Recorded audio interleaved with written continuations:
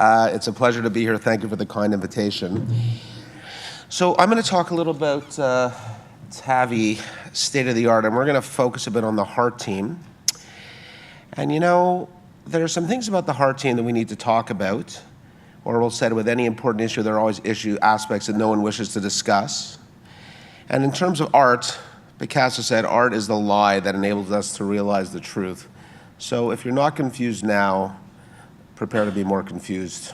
I do have some disclosures. I work with some of the companies that are involved in making these technologies. So let's take a little look behind the curtain at where we've been with TAVI, and then we'll get to where we are now. So this is a painting by Klimt from 1905 called The Tree of Life. And the Tree of Life symbolizes complexity, magic, and finality. The black bird in the middle is death. The complexity is the shape of the branches, and magic is the overall gold color. And really, TAVI really has become the tree of life for people with severe aortic stenosis, especially those who are inoperable. And I started showing this slide when we started. When you're born and you're growing up, you never think that you're ever going to get to a situation where when you have a medical condition, that surgery is not going to be an option for you. This painting is called The Golden Age by Ingres. And really for patients, when we started doing TAVI in 2007, many of those patients, the promise of cardiac surgery faded to black. You know, we would see people in the office who had no options. They were extremely symptomatic. And I think our surgeons, who are actually exceptional, didn't think they could get them through a procedure. And really what we saw was a lot of desperation. Very desperate people, very sick, families very worried, etc. And the solution to this problem had its origins in a very unlikely place. It's a garage in Denmark, where this is the first TAVI valve frame that was made by Henning Andersen, famous for the Dynami trial, among other things. It was 41 French. It was sewn into this terrible stent, and it was not very slick. And in fact, when this was pitched to circulation and to JACC as an initial experience, they said that they don't think anyone's going to be interested in this, and they refused it. And it was finally the European Heart Journal that actually published this initial experience. It's really quite a fascinating story of how wrong we can be. So let's go and look a little bit at the history of this and what we've done. So, you know, when this procedure started, this is really a bit of a Frankenstein procedure. I mean, if you have a look at that thing on the bottom that we were trying to use on people, that was ridiculous. No good. We were in complete control of everything. You got 25 people in the room, you got a TE probe down, you got a general anesthetic, you got your Foley in, you got a bypass machine all near the table, you're all set to go. And this was our first TAVI case. It was a transapical case. And this case led to a global recall of a piece of equipment that Edwards was using called the Atrion inflator. They were modifying the inflator, and there was a crack in it, and the balloon didn't deflate, and the valve embolized. And it was pretty common for us to end up in situations like this. So you would get across, do a valvuloplasty, the balloon wouldn't go, you would have to buddy balloon it in or get in from the other groin and try and balloon to get it to go across, and a lot of difficulties. And then all of a sudden, Partner B was published in 2010, and this really changed the game. Because this trial was not a home run, this was a grand slam in the 9th of the World Series. There was a 20% absolute reduction in mortality at 12 months for TAVI versus surgery. Is that timer wrong, by the way? It was 25 minutes? Yeah? Oh. Yeah? Okay. 25. Anyways, I'm going to be 5 minutes over. And you know, there was a price to pay. There was more stroke and there were vascular complications, but you know, overall pretty good. Partner A was published shortly after that, and TAVI was found to be non-inferior to surgery, both for all of them, alternate access and regular, and also for the transfemoral group, non-inferior, not superior. The second Grand Slam and the second World Series came with the CoreValve trial, the high-risk trial in March of 2014, again published in New England Journal of Medicine. 800 patients randomized to surgery versus TAVI, and they were able to show for the first time that TAVI had a 5% absolute reduction in mortality versus surgery at 12 months. This is crazy stuff, man. Surgery is the gold standard. Now, these trials were different, okay? If you look at the back of the napkin, if you want to know how high risk a trial was, or how high risk the patients were in a trial, you have to look at the 30-day surgical mortality. The CoreValve trial was certainly a lower risk trial with a 30-day mortality of 4.5%. Now, that's lower risk than the partner trial. Now, why is that of interest? It's of interest because if you look at 10 years of the STS database, the Society of Thoracic Surgery in the US, this is every aortic valve replacement done in the United States, the 30-day mortality is 3 to 3.5%. This trial, which showed a 5% mortality reduction, is within 1% of every patient being done in the US in terms of surgical mortality. Something to think about. The most recent highlight in this field, published just about a month ago, is Partner 2, 2,000 patients randomized, non-inferiority, surgical AVR versus TAVI, 24-month follow-up with the SAPIEN XT valve. STS scores ranged from 4 to 8. And this study showed that if you looked at the transfemoral and the non-transfemoral group, they were numerically better than TAVI, and TAVI was non-inferior to surgery. And if you look at the third Grand Slam, TAVI for the transfemoral cohort was superior to surgery. Non-transfemoral TAVI was not different than surgery. Paravalvular leak, a lot has been said.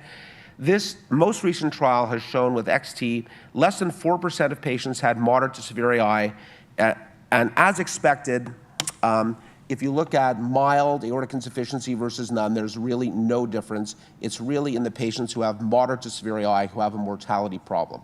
This is death from any cause according to paravalvular leak. Okay. The equipment we were using in 2007, World War I fighter plane. The equipment we're using now, really stealth fighter. Tremendous evolution. This is really our present day equipment, and of course there are other valves. There's a Lotus valve and there's Portico valve, but this is the standard toolkit of approved or near approved devices in Canada. Evolut R, retrievable, different handle, SAPIEN 3, sealing cuff, etc. So the question here is what's state of the art? So now we're going to talk a little bit about state of the art.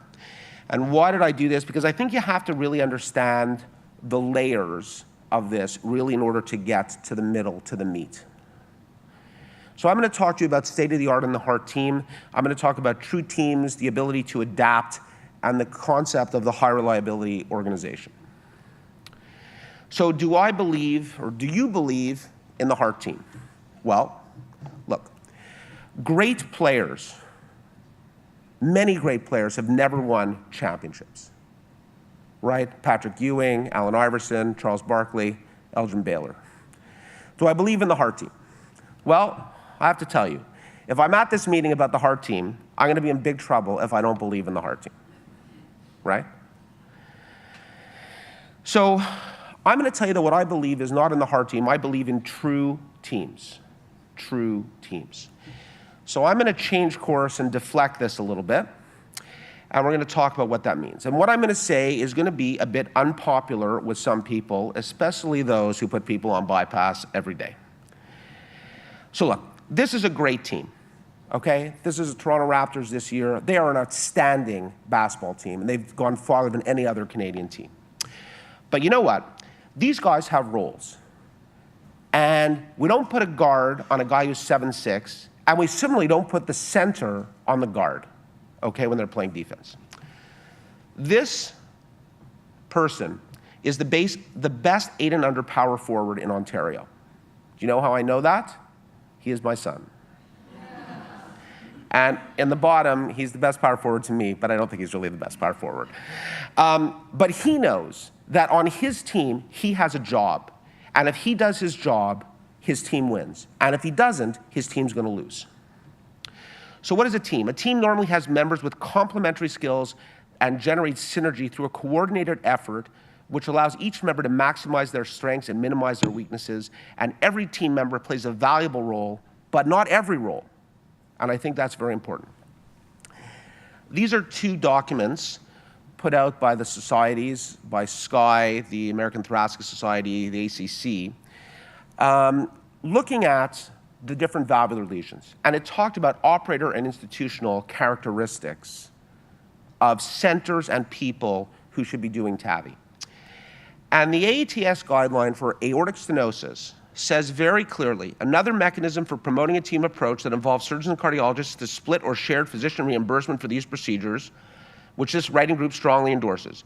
This important principle will ensure that surgeons and cardiologists participate jointly in performing procedures and that each patient receives the best and most patient-centered treatment. Now, listen, let's call an ace here, okay? Participating in a procedure jointly does not ensure the best quality of care. Having a team approach where everyone brings their skills to the patient does. And it's very interesting that the pulmonary valve component of this set of guidelines said nothing about surgeons being involved in implanting percutaneous valves, mostly because the surgeons had no interest in being involved. My problem with this is the following. There's a 0% crossover from a very important skills that we bring to cardiovascular medicine and interventional procedures like TAVI. It's a problem. There's no crossover here. So I'm going to take the very unpopular approach and say that right is right, even if no one is doing it, and wrong is wrong, even if everyone's doing it. You can't just follow your heart team blindly. You don't just follow your heart. It goes for the heart team, and it goes for these other very funny sayings like everything happens for a reason, good things come to those who wait, and the customer is always right. So I can tell you that people don't get cancer for a reason. They get cancer because they're very unlucky. Good things happen to people who wait. Good things happen to people who go out and get them. And the customer's always right. I can tell you my wife's a customer, and she's very often wrong.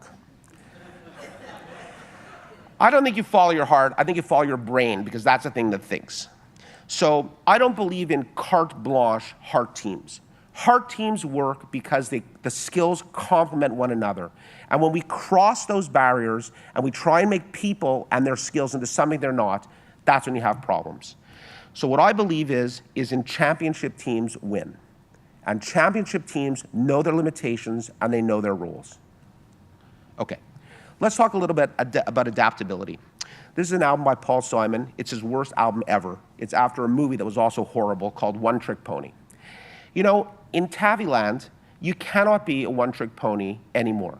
You may have been able to start like that in 2007, 2008. 2016, there's no more one-trick ponies. You have to be able to adapt to the patient and what the patient's needs are.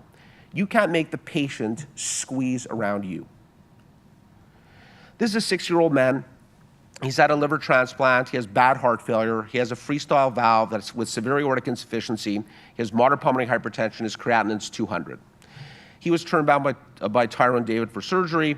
This is what he looks like. His freestyle is extremely calcified.